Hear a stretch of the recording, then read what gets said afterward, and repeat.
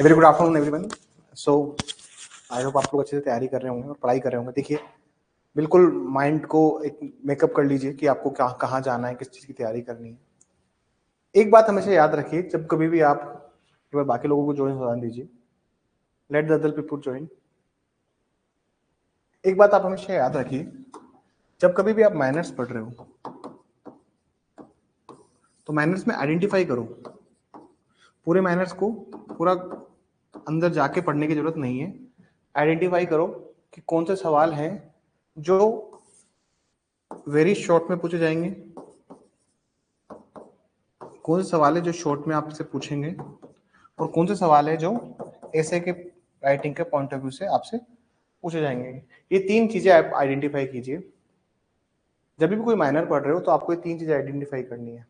जैसे आपने अगर लास्ट वाला पेपर देखा है, SC/ST का जो अपना पेपर हुआ है, मैंने उसमें वेरी शॉर्ट वाले सवाल, शॉर्ट वाले सवाल और ऐसे वाले जो सवाल बड़े सवाल बन सकते थे, उन तीनों को आइडेंटिफाई करके आपसे पेपर पूछा है। आपसे अगर नहीं आइडेंटिफाई होता है कि सर क्या होना चाहिए और किस चीज पे हम ज्यादा फोकस करें, तो जो मैं क्लास लेता हूँ उसको एक बार सुन लीजिए, उसको एक बार देख लीजिए। अपार्ट फ्रॉम इट, जब आप पेपर दें, पेपर के बाद में जो अपने पेपर को संभाल के रखना, जब आप उस पेपर को देखेंगे और पेपर को संभाल के रखेंगे तो आपको पता लगेगा कि वेरी शॉर्ट वाले जो हमारे तीन पैटर्न है। देखिए, मैं आपसे 5 सवाल ये पूछता हूँ 3-3 मार्क्स के पेपर में, जो मैं यूजुअली हम पूछते हैं। मैं आपसे 6 सवाल पूछता हूँ 4-4 नंबर के, और ऐसे वाले में मैं 2 सवाल पूछता हूँ, एक 5 नंबर का और एक 6 नंबर का। तो उससे आपको अलग अलग पर्सपेक्टिव मिलता है तीनों आंसर्स का, और यही पैटर्न हम लोग फॉलो करते आ रहे हैं फ्रॉम द बिगनिंग। हम शुरुआत से यही पैटर्न फॉलो कर रहे हैं। जब भी आप माइनर्स पढ़ रहे हैं तो माइनर्स का हमेशा याद रखिए, आप चाहे आप किसी जुडिशरी का मेंस लिख रहे हो, चाहे आप APO का मेंस लिख रहे हो, जब कभी भी आपको माइनर्स अपीयर होना है मेंस के अंदर, तो आप आइडेंटिफाई कीजिए कि कौन सा सवाल है जो छोटे में पूछे जाएंगे और कौन सा सवाल है जो जो थोड़े से मीडियम स्कोर, मीडियम साइज के, मीडियम लेंथ के आंसर्स होंगे, और कौन से होंगे जो सबसे बड़े आंसर क्वेश्चन होंगे। तो you have to identify both three things. चलिए, आर्म्स एक्ट के बारे में बात करते हैं। सर, आर्म्स एक्ट एक नेशनल एक्ट है, ये कोई स्टेट एक्ट नहीं है, नहीं है कोई लोकल एक्ट है, ये एक स्पेशल एक्ट है जो कि पार्लियामेंट ने बनाया है। प्री के पॉइंट ऑफ व्यू से इनको बहुत अच्छे से सवाल यहाँ से पूछे जाने चाहिए थे। इन्होंने इनको पूछना चाहिए था सेक्शन 25 कि किसमें कितनी सजा होगी, लेकिन इन्होंने नहीं पूछा। Definitely they will ask in mains, और प्रीलिम्स शायद ये था भी नहीं। तो हम शुरुआत करते हैं इन चीजों की। मैं आपको आइडेंटिफाई करके बता देता हूँ। देखिए, क्या क्या हमारे पार्ट्स में है और क्या क्या हमारे पार्ट्स में नहीं आ रहा है। देखिए, सेक्शन 1 और 2 हमारे में है, from section 10 to section 3 to 12, ये हमारे सिलेबस का पार्ट है।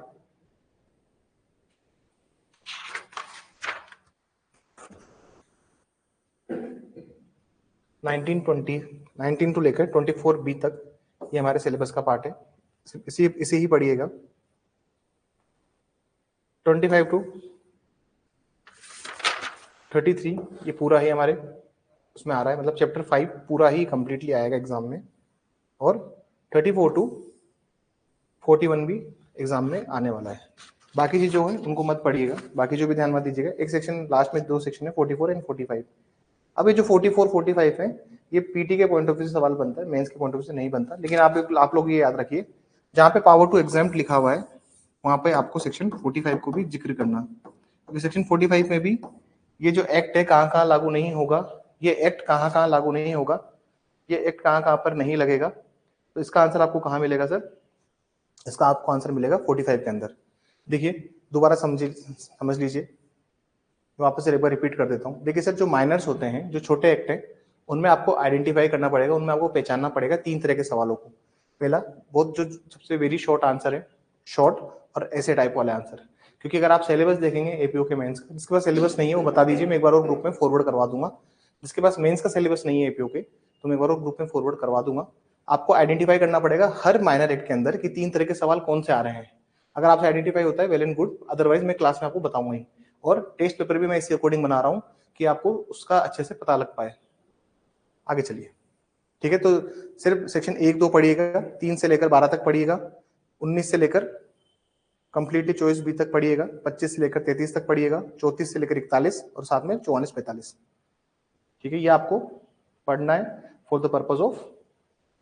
सर, मेंस में भी फॉर्म भरेगा या नहीं? नहीं, डायरेक्ट कॉल लेटर आएगा, फॉर्म वॉर्म नहीं भरता है मेंस में। राजस्थान में कभी भी फॉर्म नहीं फिल होता है, राजस्थान में कभी भी फॉर्म फिल नहीं होता है। MP में फॉर्म फिल होता है, जैसे एमपी में प्रीलिम्स दिया तो मेंस का अलग से फॉर्म भरना पड़ता है, लेकिन राजस्थान में नहीं होता। राजस्थान में एक सिंह को कोई भी एग्जाम हो, चाहे वो आरजेएस हो चाहे एपी हो, बार बार फॉर्म नहीं भरवाते, एक ही बार फॉर्म भरता है यहाँ पे, ठीक है ना। आपका जो रोल नंबर है उसी रोल नंबर पे उसी रोल नंबर के थ्रू आपका वापस से वो निकल जाएगा कॉल लेटर, ठीक है। जो आपका एसएसओ आईडी जिससे आपने फॉर्म भरा होगा एपीओ का, वहीं पे मेंस का भी एडमिट कार्ड आ जाएगा एसएसओ आईडी पर जिससे आपने भरा होगा, ठीक है ना सर। तो वापस फॉर्म नहीं भरा जाएगा, इसी फॉर्म से काम चल जाएगा।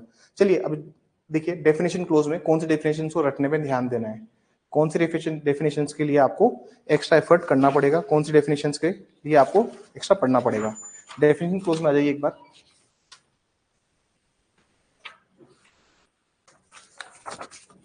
The definition of ammunition is very important. Sir ammunition की डेफिनेशन प्लीज कीजिएगा।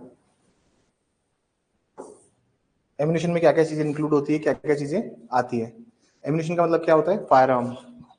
तो प्लीज इसके डेफिनेशन को पूरा याद कीजिएगा। ये बिल्कुल अभी मान लीजिए ये डेफिनेशन जो है ये शॉर्ट में पूछी जाएगी, वेरी शॉर्ट में नहीं बनता है। वेरी शॉर्ट में क्या आंसर बनेंगे, हाँ एक और चीज, वेरी शॉर्ट में कितने मार्क्स तक के, कितना लेंथ वाले सवाल आपके वेरी शॉर्ट में बनेंगे।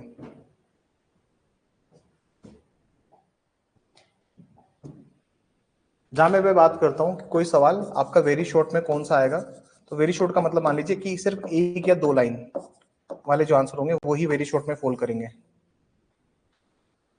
जो सवाल शॉर्ट में फॉल करेंगे उसके अंदर आपको ऑलमोस्ट 5 से 6 लाइन मेंशन करनी पड़ेगी।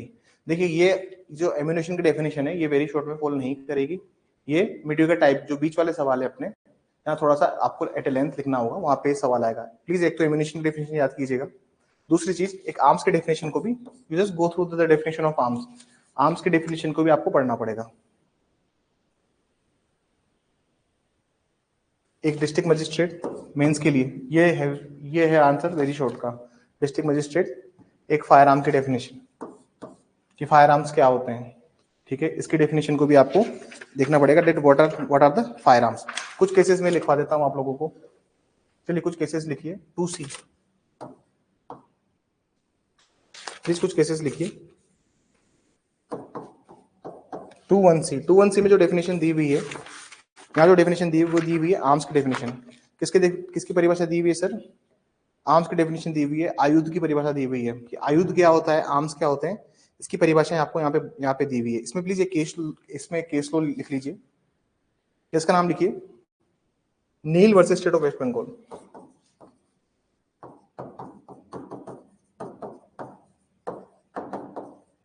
जहां पे भी सर डेफिनेशन वगैरह पूछ रहे हैं केस लॉ भर भर के लिखिए। आपको जितने केस लॉज चाहिए मैं और केस लॉज आपको भेज दूंगा। आपको लगता है कि नहीं सर इसमें और केस लॉज अगर कुछ मिल जाते तो I would direct forward the case laws.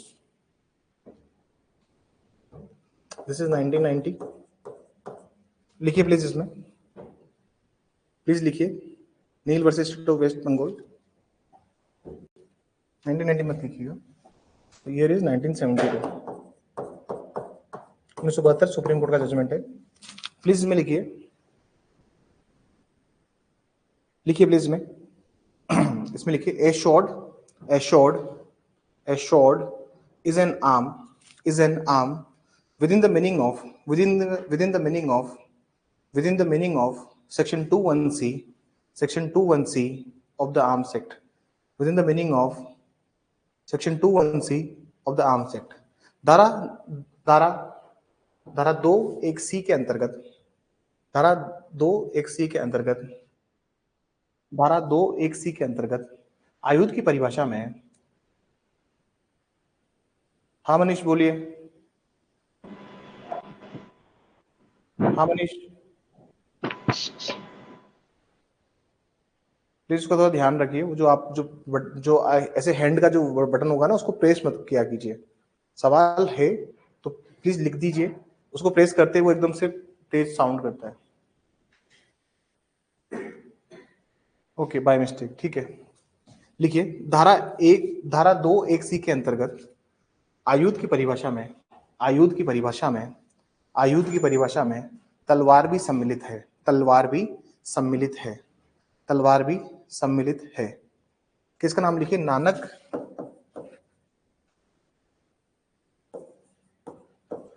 Nanak Chand versus state of Delhi.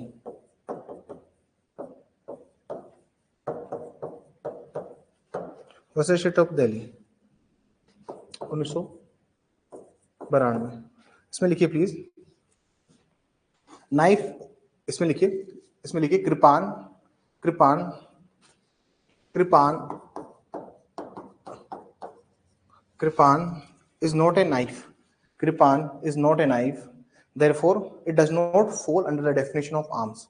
Therefore, it does not fall under the definition of arms. Therefore, it does not fall under the definition of arms. देखिए, कृपाण एक चाकू नहीं है, कृपाण एक चाकू नहीं है, इसलिए यह आयुध की परिभाषा के अंतर्गत नहीं आएगा, इसलिए यह आयुध की परिभाषा के अंतर्गत नहीं आएगा, इसलिए यह आयुध की परिभाषा के अंतर्गत नहीं आएगा। ठीक है, एक डेफिनेशन हमने पढ़ी अभी, आप अगर 2(1)B को देखेंगे तो डेफिनेशन दी हुई है यहाँ पे गोला बारूद की।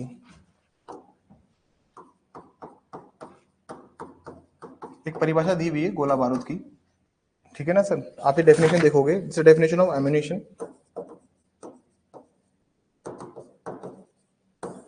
ये है सर 2(1)B में। अब एम्यूनिशन के डेफिनेशन में ये बताइए आप मुझे, मान लीजिए एक खाली कारतूस है, खाली कारतूस, एक सर दो तरह के कार्ट्रिज होते हैं, एक होता है लाइव कार्ट्रिज, एक होता है डिफ्यूज कार्ट्रिज। मतलब एक होता है जिंदा कारतूस, एक होता है खाली कारतूस। डिफ्यूज कारतूस मतलब सर अगर जैसे जब फायर आर्म चलता है तो फायर आर्म चलने से फायरिंग पिन गोली के पीछे टकराती है और उसमें जब अंदर गोली के अंदर ब्लास्ट होता है तो उसके मोशन से गोली फायर होती है। अगर आपको फायर आर्म का सिंपल सा कंसेप्ट पता है तो जब आप ट्रिगर पुल करते हो तो एक फायरिंग पिन पीछे बुलेट के टिक करती है और टिक करने से फायर आर्म के अंदर एक चिंगारी बनती है और चिंगारी से गोली आगे जाती है। जब गोली आगे जाती है तो उसका कार्ट्रिज बाहर, उसका जो खोल होता है वो आके गिर जाता है। मान लीजिए आपके पास से एक खाली, हम कहते हैं ना खाली खोल या फिर खाली कारतूस, एक डिफ्यूज, एक खाली कारतूस आपके पास से बरामद किया, एक डिफ्यूज कार्ट्रिज आपके पास से लिया, क्या आप उसको एम्यूनिशन के डेफिनेशन में लेके आएंगे? तो प्लीज इसमें लिखिए केस का नाम Surendra versus state of Haryana.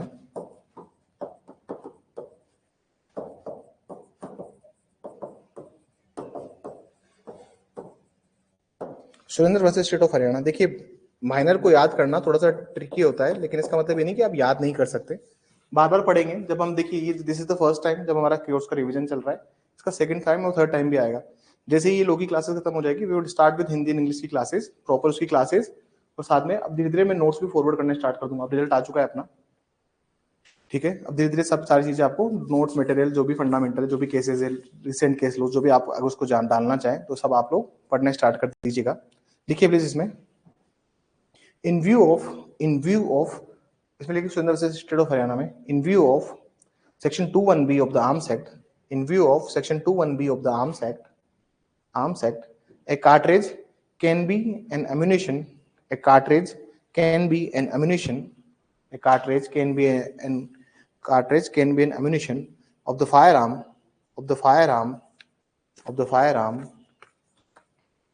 if it is live,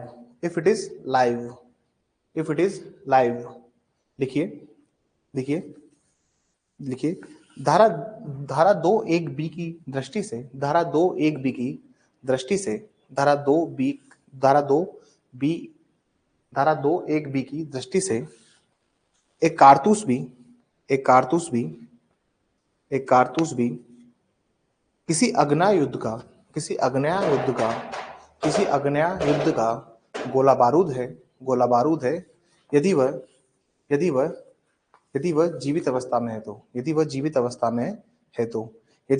अवस्था में है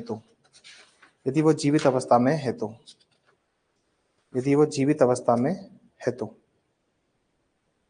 ठीक है। कुछ मेंस के क्वेश्चन से सर जो यहाँ से बनते हैं, अब जितने भी छोटे छोटे क्वेश्चन थे जो यहाँ से बनने थे वो बन गए। प्लीज आप बाकी एक्ट पे ध्यान दीजिए। एक इसको प्लीज इसको कीजिएगा कि प्रोहिबिटेड एम्यूनिशन क्या होता है, प्रोहिबिटेड आर्म्स क्या होता है, प्रोहिबिटेड एम्यूनिशन क्या होता है और प्रोहिबिटेड आर्म्स क्या होते हैं, प्लीज इसके ऊपर भी एक बार ध्यान दीजिएगा। ऑन द सिमिलर लाइन कुछ डेफिनेशन है जो याद करनी है, इनको प्लीज पढ़िएगा। Let's come forward to the other parts. देखिए लाइसेंस का क्या प्रोसेस होता है, लाइसेंस कैसे अप्लाई किया जाएगा, लाइसेंस के लिए क्या होता है। So there is whole provision is given under licence for acquisition and possession of firearms and ammunition, जहां पर ये सिर्फ एक डिक्लेरेटरी प्रोविजन है कि कोई भी आदमी अपने पोजेशन में फायर आर्म और एम्यूनेशन नहीं रखेगा जब तक कि इस प्रोविजंस के अंदर उसके पास एक इशूड लाइसेंस ना हो। तो ये एक डिक्लेरेटरी प्रोविजन है, तो प्लीज सेक्शन 3 को सबसे कीजिएगा। इसका मतलब डिफ्यूज कार्ट्रिज एम्यूनेशन नहीं होता। यस, डिफ्यूज कार्ट्रिज एम्यूनेशन की श्रेणी में नहीं आता। डिफ्यूज कार्ट्रिज एम्यूनेशन की श्रेणी में नहीं माना है सुप्रीम कोर्ट ने, ठीक है। अगर वो डिफ्यूज है, अगर कोई डिफ्यूज कार्ट्रिज है तो उसको एम्यूनेशन की श्रेणी में नहीं माना है, ठीक है। एक केस लिखिए प्लीज सेक्शन 3 में। सेक्शन 3 एक डिक्लेरेटरी प्रोविजन है, एक घोषणात्मक प्रावधान है, इसको प्लीज पढ़िएगा अच्छे से, ठीक है। एक केस लिखिए प्लीज सेक्शन 3 में।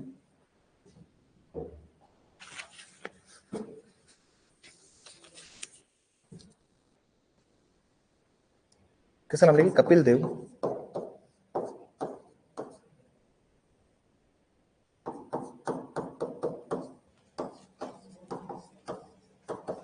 Kapil Dev Singh versus state of Bihar,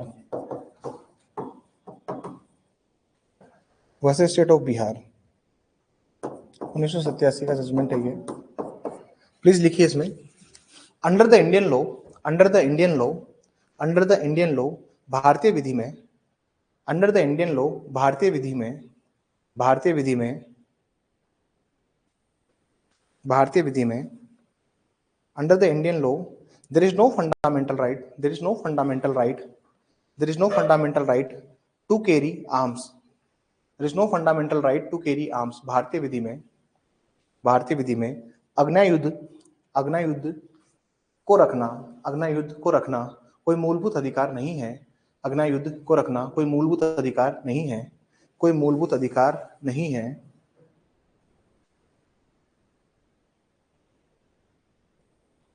लिखिए आगे, the grant of licence, the grant of licence, आगे लिखिए, the grant of licence is at the discretion of, is at the discretion of, is at the discretion of licensing authority, is at the discretion of licensing authority।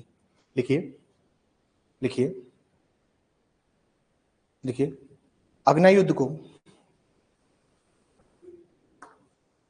लिखिए, अग्नायुद्ध को, अग्नायुद्ध को रखने के लिए अनुज्ञप्ति, रखना, अग्नायुद्ध को रखने के लिए अनुज्ञप्ति, अनुज्ञप्ति केवल, अनुज्ञप्ति केवल, अनुज्ञप्ति केवल, केवल अनुज्ञप्ति प्राधिकारी के विवेकाधिकार पर ही दी जाए होगी। अनुज्ञप्ति प्राधिकारी के विवेकाधिकार पर ही होगी, अनुज्ञप्ति प्राधिकारी के विवेकाधिकार पर ही होगी, अनुज्ञप्ति प्राधिकारी के विवेकाधिकार पर ही होगी, अनुज्ञप्ति प्राधिकारी के विवेकाधिकार पर ही होगी, ठीक है सर। उसका डिस्क्रिप्शन रहेगा और डिस्क्रिप्शन है तो ही आपको मिल पाएगी लाइसेंस, ठीक है सर। तो as a matter of right you can not claim as a matter of right कि आपको मिलना ही चाहिए, ठीक है ना सर।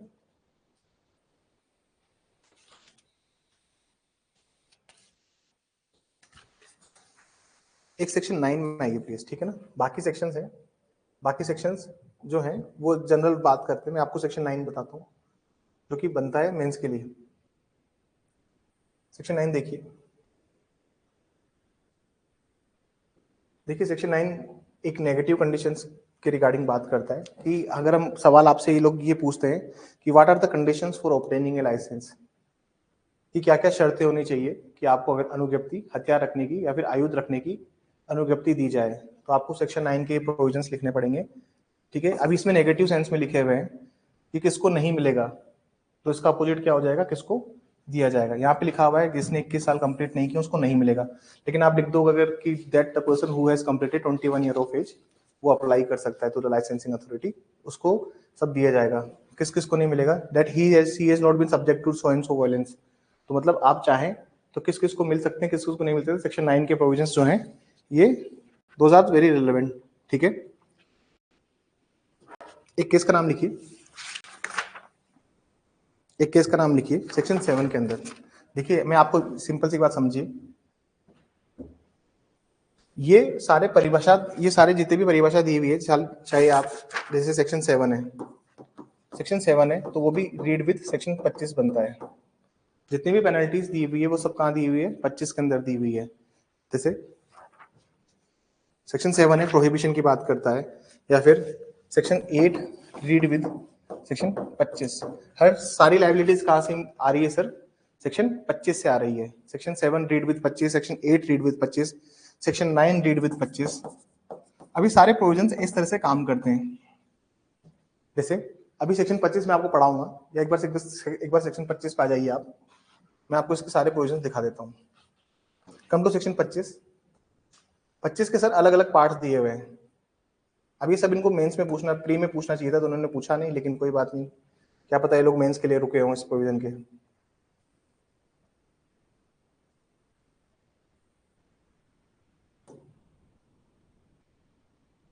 ठीक है, दिया हुआ है सर, जो भी कॉन्ट्रावेंशन करेगा सेक्शन 5 का, 6 का, 11 का, देखिए आप यहाँ पे सबका दिया हुआ है।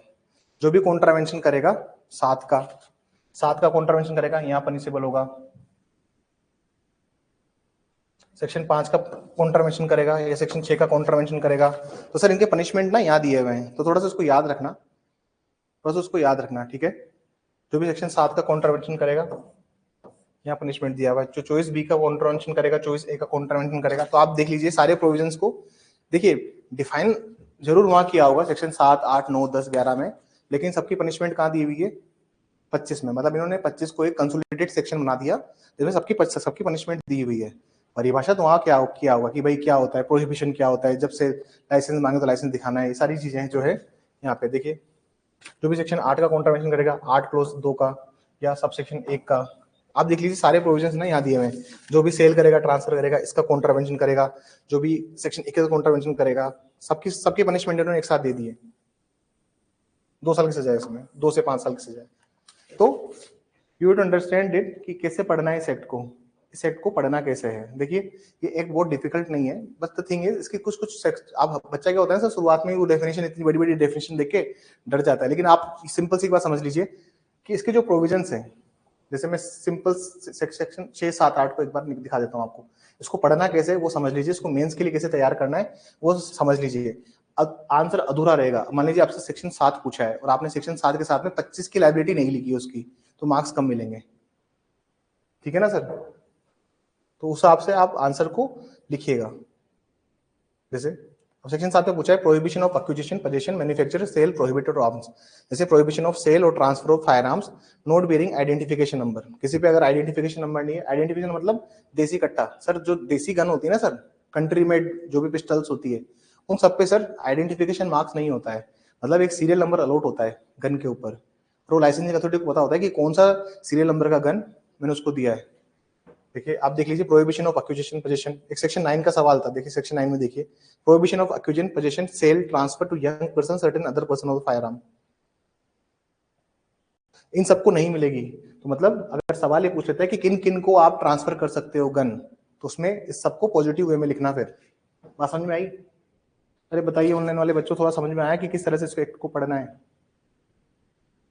थोड़ा समझ में आया कि how you have to read this act?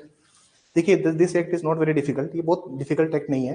It is not very, ऐसा एक्ट नहीं है कि हम इस एक्ट में बिल्कुल ही खो जाए और बोले ऐसा है कि नहीं सर ये एक्ट जो है इस एक्ट में ही सब कुछ है, ऐसा नहीं है। ये एक आसान एक्ट है, but you have to understand कि इसको पढ़ना कैसे है। आपको समझ में आएगा तो मेंस भी आप इजीली उसको लिख सकते हैं। ठीक है ना, ये बहुत मतलब टिपिकल एक्ट नहीं है ये, जैसे जो बाकी एक्ट होते हैं ये उस सेंस में बहुत टिपिकल एक्ट नहीं है ये। ठीक है ना सर, मैं सेक्शन 7 पे था, I was on section 7, section 7 में आई है। ठीक है ना, मैं इसमें एक दो केसेस लिखा देता हूं मैं आपको।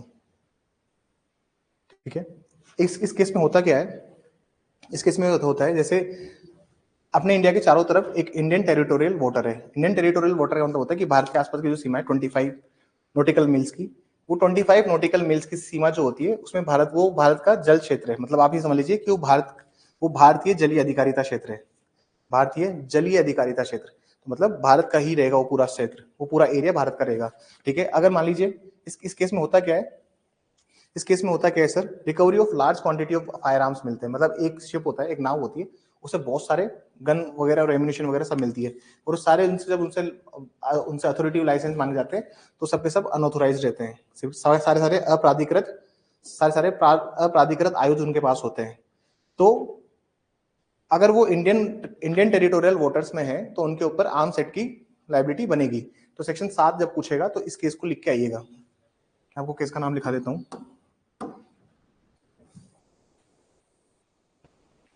केस का नाम लिखिए please, Arvind Kumar Sharma versus union of India.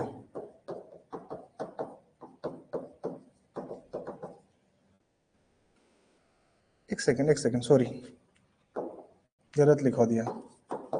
कैसा नाम लिखिए, state of Tamil Nadu versus Maria Anton Vijay.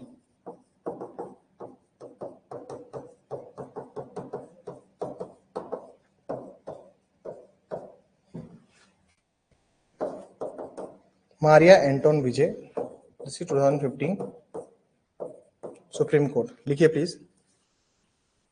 In this case there was a recovery of, कुछ चाहिए कागज लिखने का, ठीक है। In this case there is a recovery of large quantity of unlicensed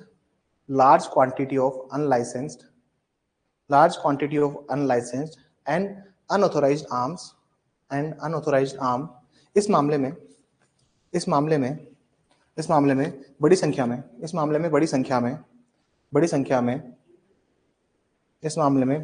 में अपराधिकृत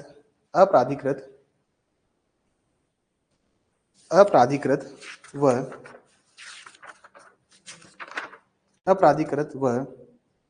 अनअनुज्ञप्ति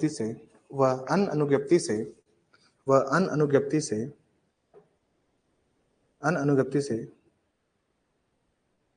युक्त आयुधों को बरामद किया गया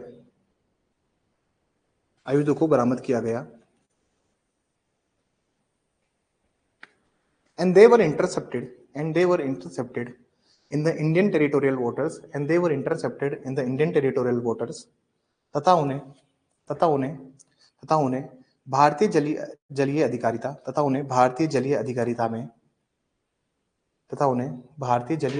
में हिरासत में लिया गया। Therefore, the provisions of Arms Act 1959 would apply. Therefore, the provisions of Arms Act 1959 would apply. इसलिए आयुध अधिनियम 1959 के प्रावधान लागू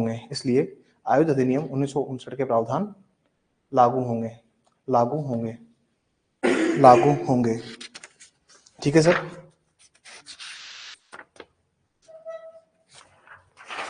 देखिए कुछ कंट्रीज हैं जहां पर एक्सपोर्ट इंपोर्ट की उसमें बात की गई है। देर आर फ्यू कंट्रीज, देखिए जिन देशों से हम लाइसेंस मंगवा सकते हैं, इन्होंने लिस्ट नहीं दी है but I have the list, अलग से एक लिस्ट निकाली हुई है गवर्नमेंट ने, जहां पर जितनी भी कंट्रीज हैं इनसे आप लाइसेंस एक्सपोर्ट और इंपोर्ट कर सकते हो। So this is very less important provision with respect to means licence for import and export of arms, क्योंकि इसमें पूरा जो सामने वाली कंट्री है उसका पूरा ऑफिशियल गैजेट देखना पड़ेगा, क्या इन दोनों कंट्रीज की बीच में डील है वो सब आपको देखनी पड़ेगी। ठीक है, तो सेक्शन 12 तक की अगर हम रफली बात करें तो सेक्शन 12 तक ये मेजर क्वेश्चन है, जिसमें आपको सेक्शन 6, 7, 8, 9 और 10 मेनली ये जो सेक्शंस हैं इनको पढ़ना भी पड़ेगा, इनको याद भी करना पड़ेगा, तथा इनकी लायबिलिटी आपको सेक्शन 25 के कोरिलेटिव लिखनी पड़ेगी। पनिशमेंट सबके कहाँ दिए हुए हैं, 25 में दिए हुए हैं, तो हमेशा ये प्रोविजंस ऐसे ही लगते हैं। ठीक है, आइए प्लीज, अब आइए आप सेक्शन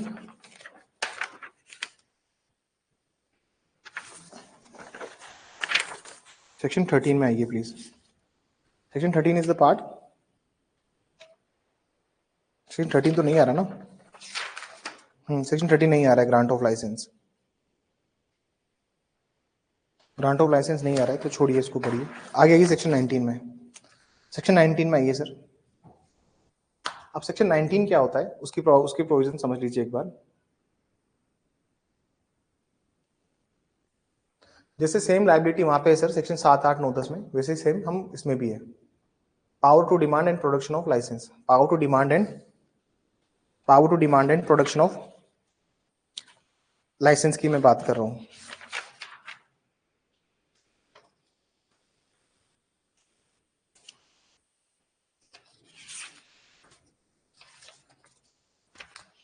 मेंस के हिसाब से सवाल आएगा sir, power to demand and production of licence. Mains के पॉइंट ऑफ व्यू से प्लीज इसको रीड कीजिएगा, क्योंकि ये जो पूरा चैप्टर है, देखिए from the section 19 till 24B पूरा पार्ट थोड़ा सा इंपॉर्टेंट है। छोटे छोटे सवाल जो होते हैं, एक जो बहुत ऐसे टाइप के सवाल नहीं आएंगे यहाँ पे, निबंधात्मक प्रश्न यहाँ से नहीं आएगा। यहाँ से जो सवाल आएंगे 6, 7, 8, 9 ये वाले कुछ सवाल, इनको एक बार देख के जाइएगा, ठीक है। Arrest of person conveying the arms under the suspicious circumstances, deposit of arms, state government कब चाहे तो डिपॉजिट करने के लिए बोल सकती है। देखिए सारे प्रोविजंस जो मैं आपको दिखा देता हूँ इसमें एक बार, कि सर्च और सीजर की पावर किसके पास है। देखिए इसमें जो मजिस्ट्रेट है वो मजिस्ट्रेट वो नहीं है जो नॉर्मल मजिस्ट्रेट होता है। इसमें हम जो मजिस्ट्रेट की बात कर रहे हैं वो कौन से मजिस्ट्रेट है, बताइए मुझे आने वाले बच्चों, कौन से मजिस्ट्रेट की हम बात कर रहे हैं इसमें। इसमें मजिस्ट्रेट कौन से होते हैं सर, एग्जीक्यूटिव मजिस्ट्रेट होते हैं इसमें। जहां पे भी ये मजिस्ट्रेट शब्द होगा वो कौन से मजिस्ट्रेट होंगे इसमें, ठीक है ना सर। तो इनको एक बार रफली रीड कर लीजिएगा, इनको प्लीज एक बार रीड कीजिएगा। आगे देखिए प्लीज।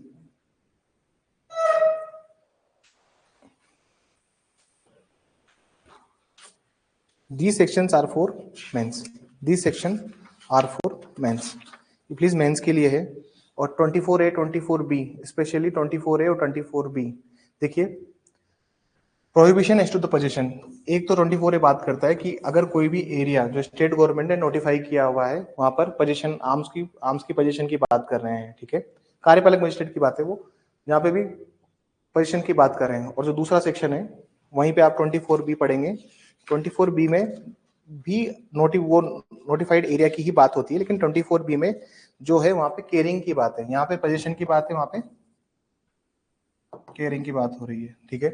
आप इसमें देखिएगा 24A में और 24B में, 24A और 24B की लाइबिलिटी भी 25 में दी हुई है। कहाँ दी हुई इसकी लाइबिलिटी भी, इसकी लाइबिलिटी भी सर 25 में ही दी हुई है।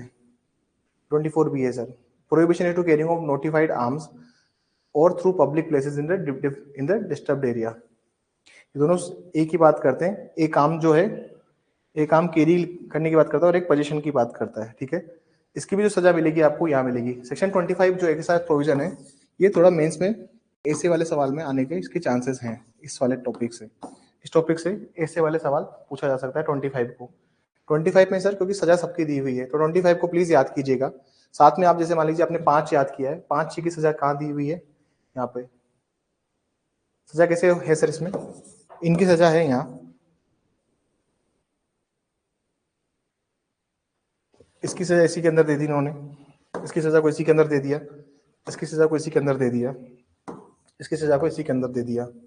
तो प्लीज सजा जो है आपको साथ साथ ही चल के याद करनी पड़ेगी, and you to learn those punishment as well. क्योंकि सर यहाँ से बड़ा सवाल बन सकता है, क्योंकि आप देखिए 25 जो है वो पीटी टाइप क्वेश्चन है। अब आपका सवाल होगा सर 25 तो प्रीलिम्स टाइप है, हम इसको क्यों याद कर रहे हैं।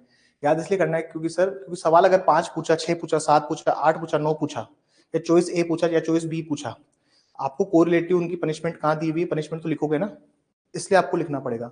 देखिए क्रिमिनल केसेस में या जहाँ पे सिर्फ आईपीओ का एग्जाम है और क्रिमिनल पेपर है, तो समझ लेना उनकी पनिशमेंट मैंडेटरी है लिखना। पनिशमेंट लिखोगे मार्क्स मिलेंगे,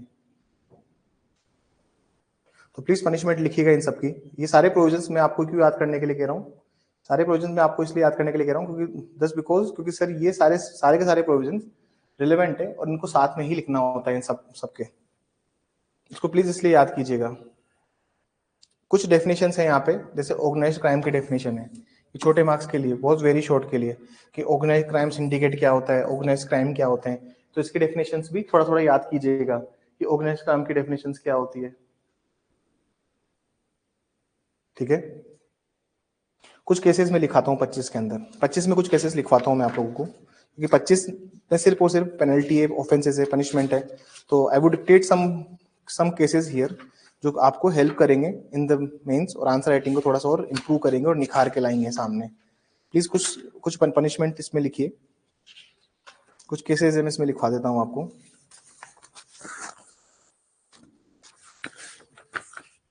इस केस में क्या होता है सर, इस केस के अंदर ऐसा होता है,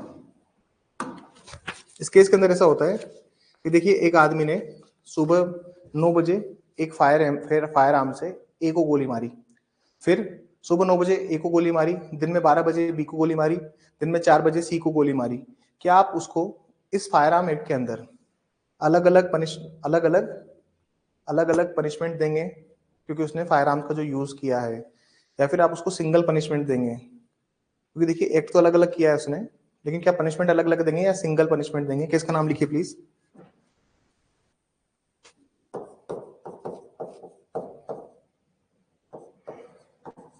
खास बाबा मारुत सोकले,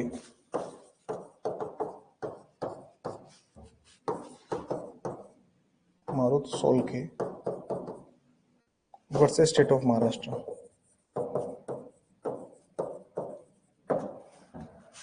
1973 का जजमेंट है सर ये।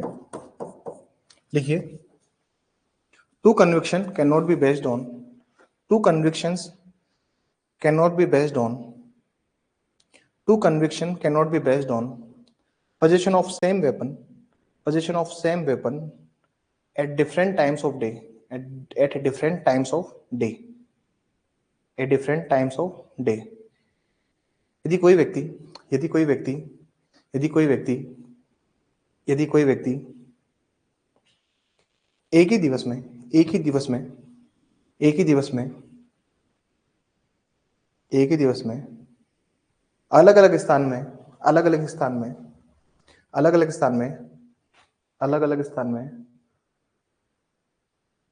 अपने कब्जे पे आयुध रखता है, अपने कब्जे पर आयुध अपने कब्जे में आयुध रखता है, अपने कब्जे में आयुध रखता है, अपने कब्जे में आयुध रखता है, तो उसे उसी अपराध के लिए 2 बार 2 सिद्ध नहीं किया जाएगा। तो उसे उसी अपराध के लिए 2 बार 2 सिद्ध नहीं किया जाएगा।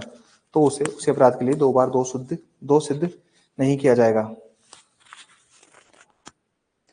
एक सेक्शन 25 में कुछ भी लिखना हो, एक केस मैंडेटरी लिखना, कुछ कंडीशन से मैं आपको उसमें किसके पॉइंट्स लिखवा देता हूं। रफीक अब्दुल रहीम शेख, किसका नाम लिखिए, Rafiq Abdul Rahim Shaikh,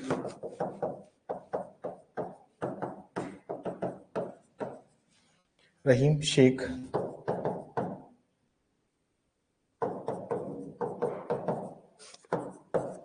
versus state of Gujarat,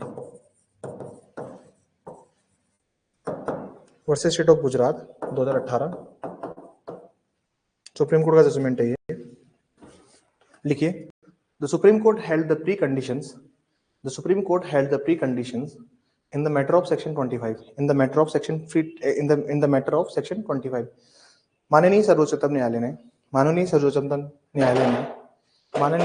न्यायालय ने धारा 25 के लागू होने के लिए धारा 25 के लागू होने के लिए धारा 25 के लागू होने के लिए पूर्व शर्तों का उल्लेख किया, पूर्व शर्तों का उल्लेख किया, पूर्व शर्तों का उल्लेख किया।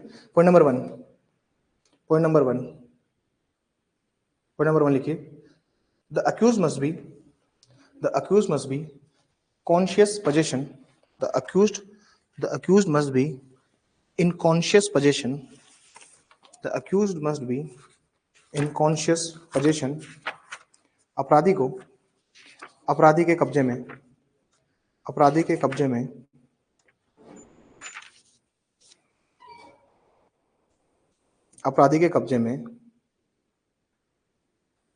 कब्जे में आयुध होने का उसे भान हो, आयुध होने का उसे भान हो, आयुध होने का उसे भान हो, आयुध होने का उसे भान हो, कॉन्शियस पोजीशन, कोमा,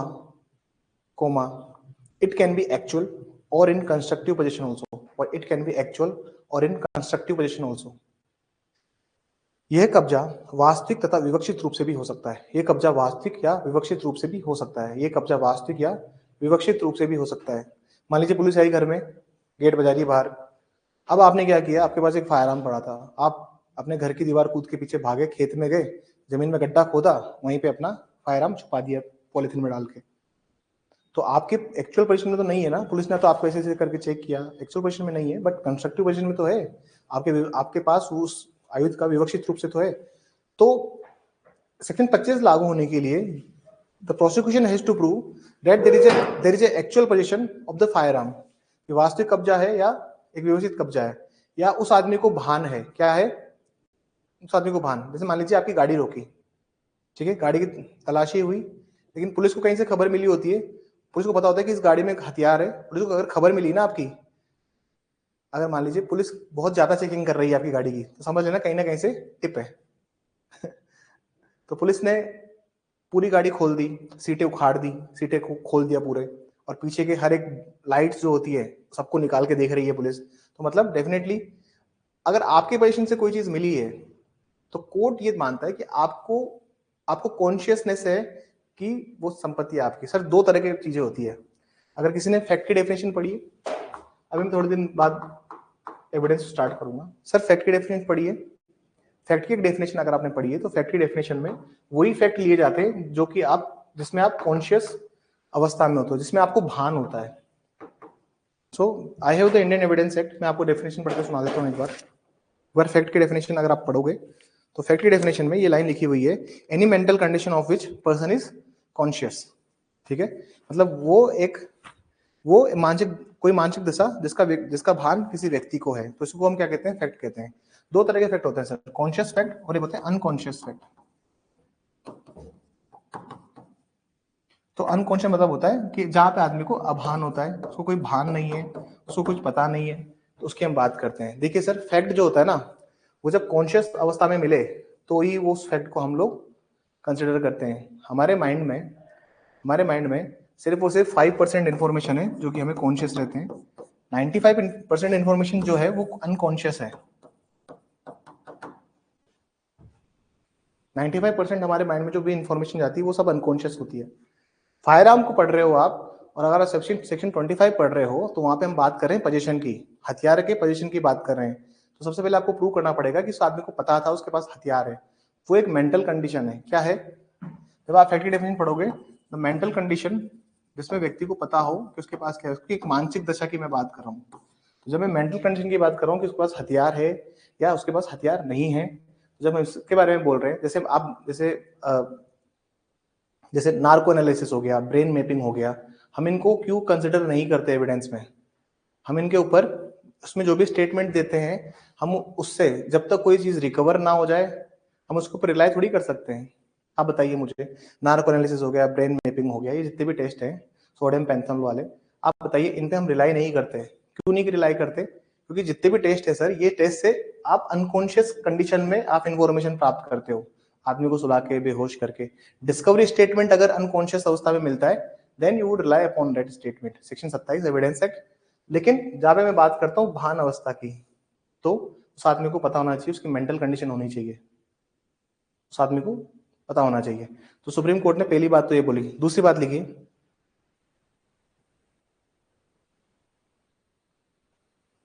दूसरा पॉइंट लिखिए, जो केस लिखवाया मैंने आपको, रफीक अब्दुल भाई लिखवाया ना, इसके आगे मोहम्मद भी लिख लेना, मोहम्मद रफीक अब्दुल रहीम शेख, ठीक है ना, मोहम्मद भी लिख लेना प्लीज इसके आगे। सेकंड पॉइंट लिखिए,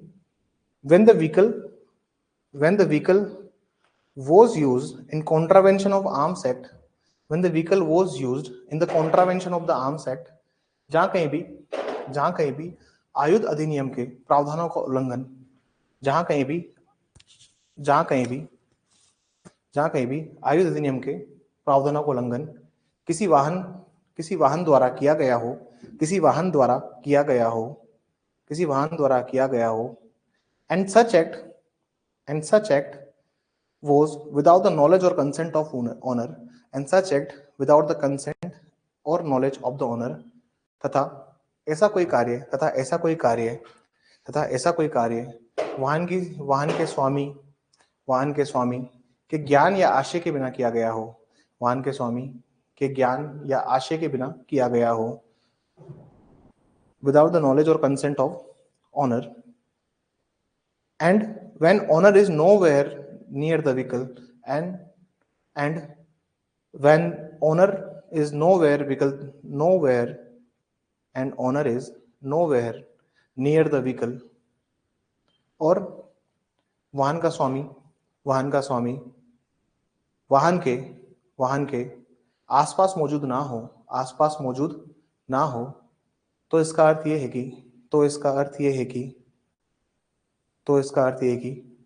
वाहन के स्वामी को दोष सिद्ध नहीं किया जा सकता। तो इसका अर्थ ये है कि वाहन के स्वामी को दोष सिद्ध नहीं किया जा सकता। then it would mean that the owner of vehicle cannot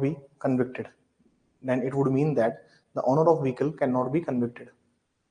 सवाल क्या लिखा इन्होंने, sir caring of fire arms strictly liability arise नहीं करता क्या? नहीं करता, क्यों करेगा यार? स्ट्रिक्टली देखिए, स्ट्रिक्ट आप लोग बोलते हो ना कि स्ट्रिक्ट लायबिलिटी होती है, हाँ होती होगी स्ट्रिक्ट लायबिलिटी, लेकिन देखिए द बर्डन ऑफ प्रूफ ये थोड़ी ना कि कोई भी चीज रिवर्ट नहीं कर सकते आप, रिवर्ट तो कर ही सकते हो ना, रिवर्ट कर ही सकते हो, और प्रोविजंस तो है ही। ऐसी बात नहीं है ना कि स्ट्रिक्ट लायबिलिटी तो मतलब आपके ऊपर कोई भी पेनल्टी या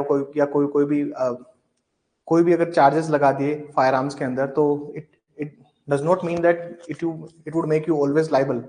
आपके पास बर्डन ऑफ प्रूफ होता है, देयर इज ए फेयरनेस जो हर चीज में दिखती है, तो ये चीज तो पता लग ही जाती है ना, इसलिए नहीं होता है। देखिए इसमें सब में नहीं होता है स्ट्रिक्ट लायबिलिटी का सिद्धांत ही मुझे सबसे बेकार लगता है। अगर स्ट्रिक्ट लायबिलिटी है या एब्सोल्यूट लायबिलिटी भी है, तो वो टोट के केसेस में रखना ही उनको जरूरी है, उन केसेस में रखना जरूरी है जहां पर रेस इप्सा लिक्विटर वाले मामले हों, जो चीजें स्पीक फॉर इटसेल्फ वाले मामले हों। बाकी केसेस में ये सब नहीं लगाना चाहिए। अगर यही सब है तो फिर डिफेंस कहाँ जाएगा? आप बताइए, आप बोलिए डिफेंस कहाँ जाएगा? क्या डिफेंस को रिबट करने का राइट नहीं मिलेगा क्या? क्या प्रतिरक्षा करने वालों को उसको खंडन करने का अधिकार नहीं मिलेगा क्या? स्ट्रिक्ट लायबिलिटी वगैरह कुछ नहीं है, ये सब मिथ है, हम पढ़ते हैं कॉलेजेस में, वो ठीक है, वो टोट्स के अंदर ठीक है, लॉ ऑफ टोट में ठीक है। जैसे मुझे तो एक वो प्रोविजन है, मैं आपको पॉक्सो पढ़ाऊंगा, तो मेरे को एक प्रोविजन बहुत खराब लगता है 2930 जो है, कल्पेबल मेंटल स्टेट वाला भी लगता है और दूसरा भी लगता है। इट्स अ ड्रैकोनियन लॉ, मतलब ये ऐसे लॉज हैं कि इनको नहीं होना चाहिए था। आप क्योंकि फेयर ट्रायल का मौका नहीं देता ना फिर ये एब्सोल्यूट लायबिलिटी स्ट्रिक्ट लायबिलिटी के प्रोविजंस।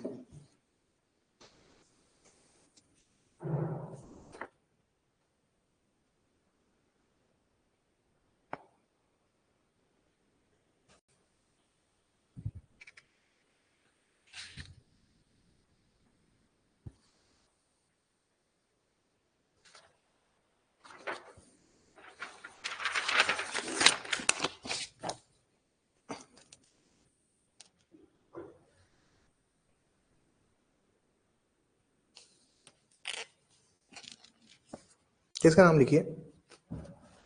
देखिए फायर आर्म्स में ना बहुत सारी चीजें मैटर करती है। अब फायर आर्म्स में ना मैं आपको बहुत डिटेल में नहीं जाना चाहता मैं, क्योंकि मुझे पता है कि आरपीएससी इतना डीप में नहीं जाएगा, लेकिन फायर आर्म्स के साथ एक बार समझ लीजिए सर। फायर आर्म्स में सबसे इंपॉर्टेंट होती है बैलिस्टिक रिपोर्ट। जो बैलिस्टिक रिपोर्ट होती है उसमें होता है कि जिस फायर वेपन से यूज वो फायर हुआ है, प्लस जो कार्ट्रिज वहां मिले हैं, या फिर जो बुलेट उसकी बॉडी से मिली है, उसकी पूरा, अगर मान लीजिए उसकी डेथ होगी तो विसरा कलेक्ट करके भेजते हैं गोली के साथ कि क्या इसी केमिकल से उसकी डेथ हुई है।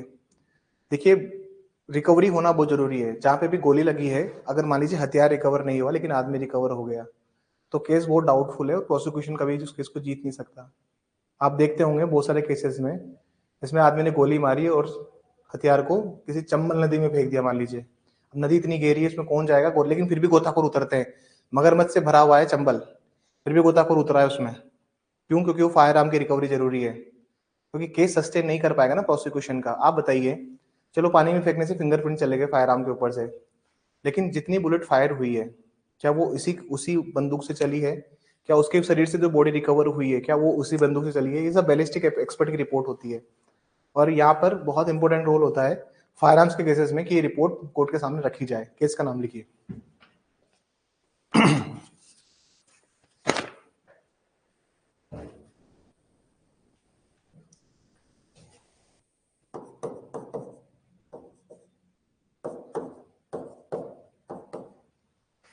खालक सिंह, खालक ही कहेंगे ना इसे,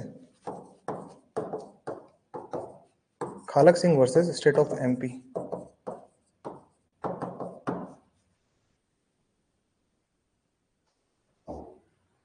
लिखिए इसमें, दिस इज 1992 91, लिखिए प्लीज इसमें, sending articles to the ballistic expert, sending articles to the ballistic expert, ballistic विशेषज्ञ को, बैलिस्टिक विशेषज्ञ को, बैलिस्टिक विशेषज्ञ को, बैलिस्टिक विशेषज्ञ को यदि यदि यदि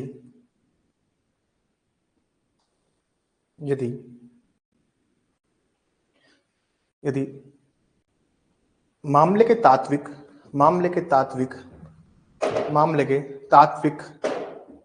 सामान पहुंचाने में विलंब हुआ है, मामले के तात्विक सामान पहुंचाने में विलंब हुआ है, then it would create a bona fide suspicion,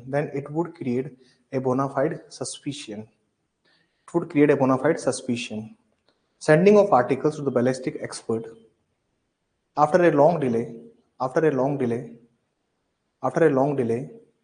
would create suspicion at the role of prosecution, would delay at the role of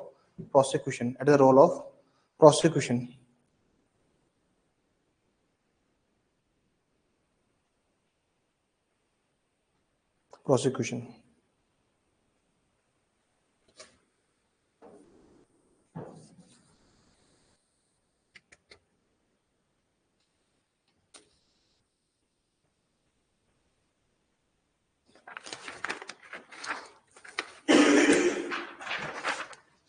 section 26 में कुछ केसेस लिखिए प्लीज, ये 25 के केसेस हैं, 26 का लिखिए।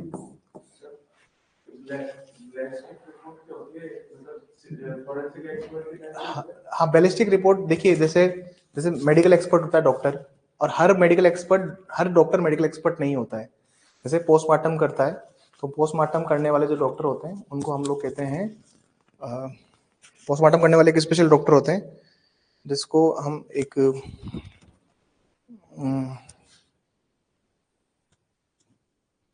ऐसे कोई जूरिस लीगो टाइप का एक शब्द चलता है कोर्ट प्रैक्टिस में, जूरिस लीगो करके एक शब्द चलता है, तो हम उसको यूज करते हैं।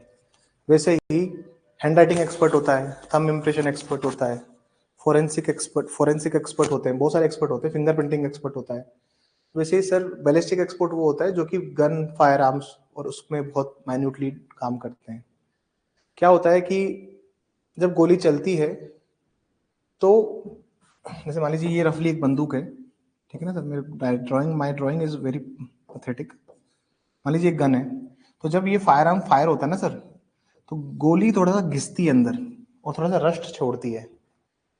अगर किसी फायर आर्म से फायर हुआ है तो वो रस्ट इसके अंदर भी मिलेगा, और प्लस वो गोली जहाँ गई है, जिस आदमी के शरीर में वो गोली जाके लगी है, उसके शरीर से भी वो चीज मिलेगी। जैसे कोई गाड़ी ने किसी गाड़ी को ठोका है, तो उसका पेंट, गाड़ी का पेंट उस दूसरी गाड़ी के पेंट पर चढ़ेगा ही चढ़ेगा, डेफिनेट सी बात है। तो वैसे ही सर बैलिस्टिक एक्सपर्ट क्या करते हैं, इसके शरीर से जो बंदूक की गोली मिली है, क्या ये गोली इस बंदूक की है या नहीं, उसको चेक करते हैं।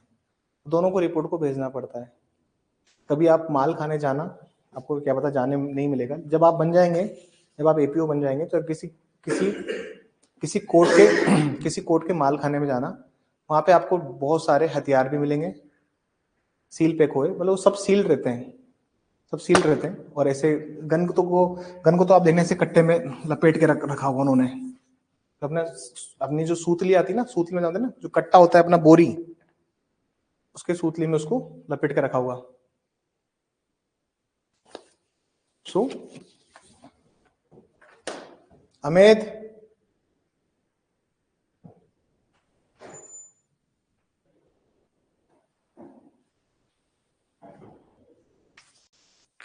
ठीक है। सो एक केस का नाम लिखिए सेक्शन 26 में। सेक्शन 26 जो है वो किसके लिए काम करता है? देखिए मेरे को अगर बहुत समय होना है इसको पढ़ाने का, तो ये इतना इंटरेस्टिंग एक्ट है कि मैं आपको एक एक लाइन समझा दूं, बट मुझे पता है कि कोई सेंस नहीं है इसको समझने का, और हर एक जो चीज होती है उसको पर्पसफुली पढ़ना चाहिए। मैं आपको सेक्शन 26 एक बार समझा देता हूँ, उसके कुछ केसेस भी लिखवा देता हूँ सर, ठीक है ना। प्लीज सेक्शन 26 निकालिए एक बार।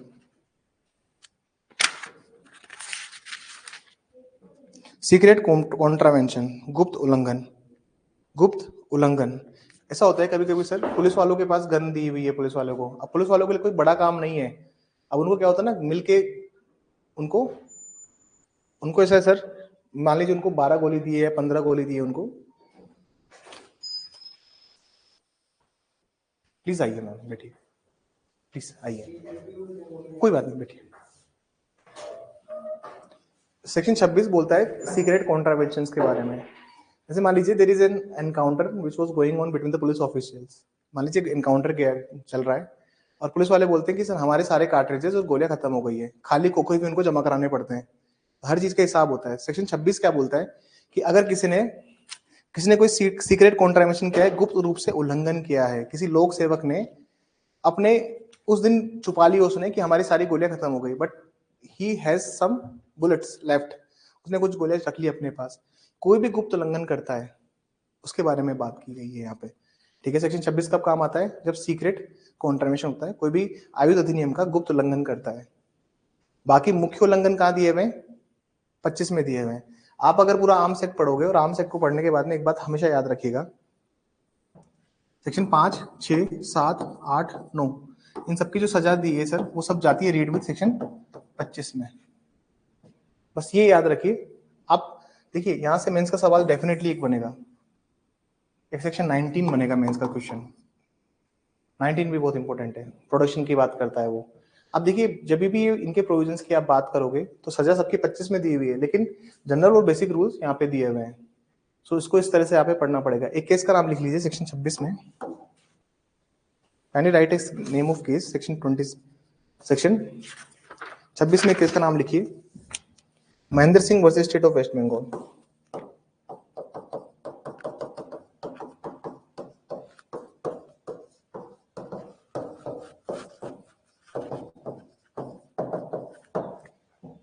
उन्नीस सौ 73।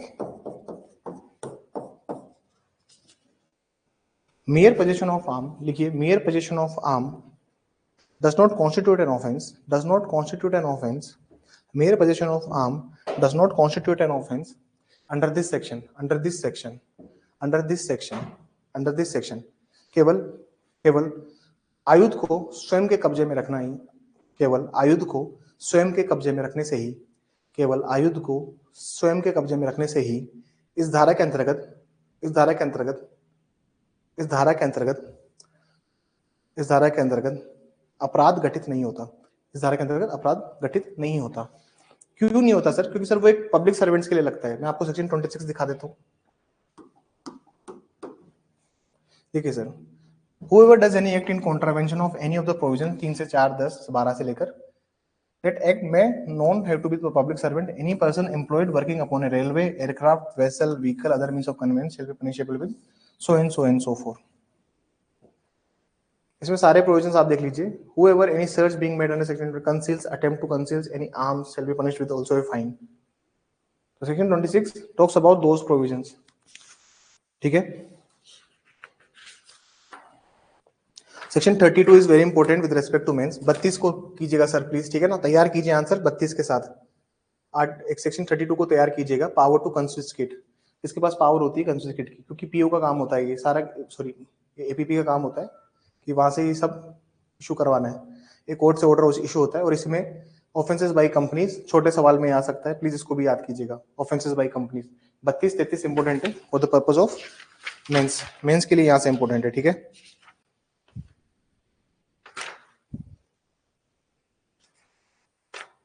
37 is also important, 37 में आइए बस।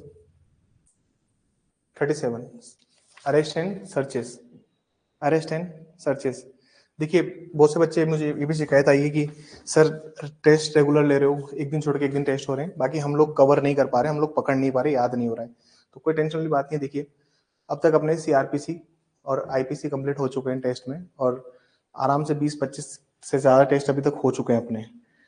एक बात याद रखिए कि there is no limit of papers, कोई पेपर्स की लिमिट तो है नहीं याद हो रहा कोई इशू नहीं है, जब सेकंड रिवीजन आएगा बस आप पढ़िए और ऑनेस्टी के साथ आंसर लिखिए।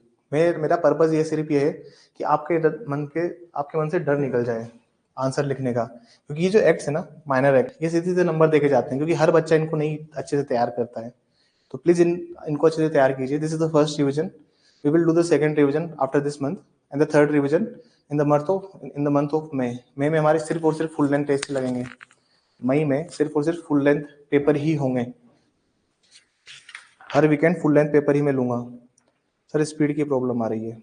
हाँ, स्पीड की प्रॉब्लम डेफिनेटली आएगी, क्योंकि बात ये है ना कि हम लोगों देखिए प्रॉब्लम क्या होती है ना कि जैसे आप खुद से पढ़ाई करते हैं तो खुद से दिक्कत ये होती है, जैसे जो बच्चे टेस्ट सीरीज नहीं लेते या फिर जो बच्चे सेल्फ स्टडी करते हैं, ऐसी बात नहीं है कि सेल्फ स्टडी से बन नहीं सकते, बनो, आप डेफिनेटली बन सकते हैं, लेकिन पता नहीं होता कि क्या सवाल इंपॉर्टेंट है प्रैक्टिकल पॉइंट ऑफ व्यू से, और क्या सवाल को हम छोड़ें, क्या सवाल को हम एक्सेप्ट करें, ये नहीं पता होता.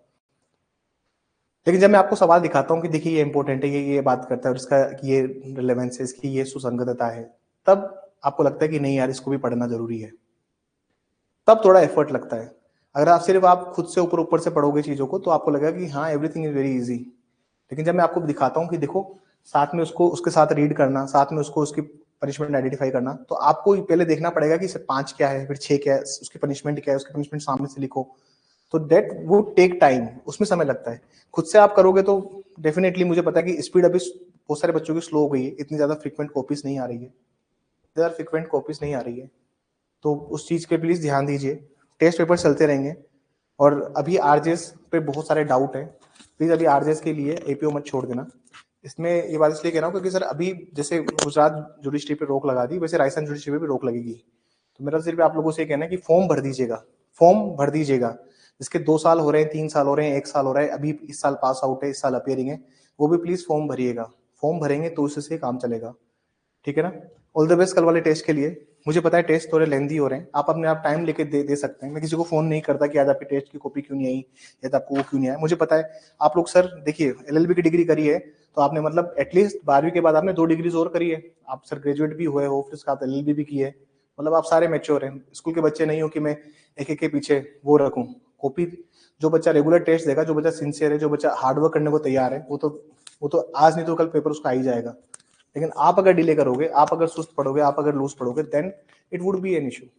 उसको प्लीज थोड़ा सा एड्रेस कीजिएगा. खुद को लाइट मत कीजिए. अभी लास्ट के ये 3 महीने सर देखिए हर बच्चे का दिमाग खराब हो गया आरजेएस के आने की वजह से, और हर बच्चा छोड़ के लगाया आरजेएस को.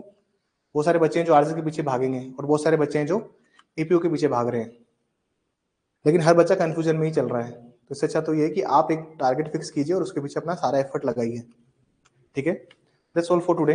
Thank you. All the best for the कल के टेस्ट के लिए. ध्यान रखिए, कल का टेस्ट अच्छे से दीजिएगा.